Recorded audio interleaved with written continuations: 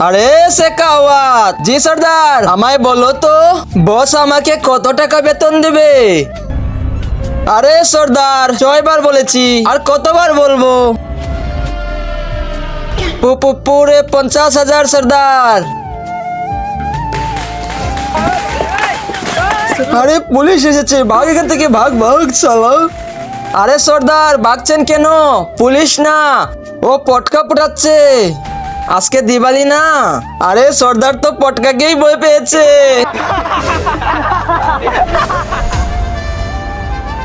সর্দার সর্দার, আমাকে ছেড়ে দিন সর্দার, আজকের পর আর কখনো করবো না।